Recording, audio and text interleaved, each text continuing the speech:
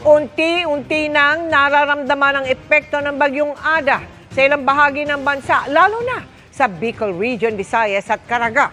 May mga binaha at nakaranas ng pagguho ng lupa. Nakatutok si Sandra Aguinaldo. Mistulang ilog ang kalsadang ito sa Tubay, Agusan del Norte matapos malubog sa baha. Hindi na talaga kayo makadaan. Ayan o. Grabe, bilis talaga lumaki yung tubig.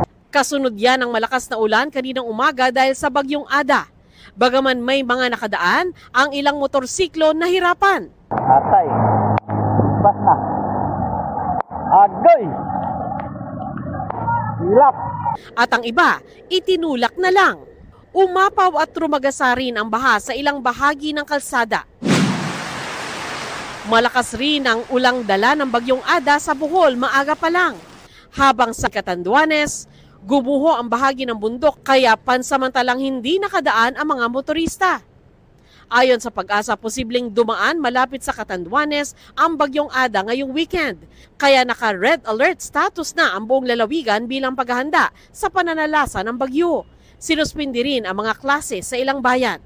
Sa bayan ng Virac, nagpulong ang mga opisyal ng lokal na pamahalaan at naghanda na ng sako-sakong food packs na dadalhin sa malalayong barangay na posibleng maapektuhan ng bagyo.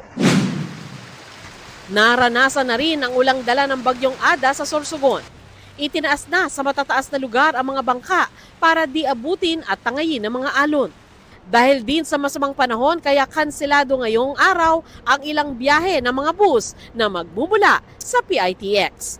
Damay riyan ang mga ruta patungong Tacloban at Liloan, Leyte, Biliran, Davao at Tagum City. Para sa GMA Integrated News, Sandra Aguinaldo, Nakatutok, 24 Oras.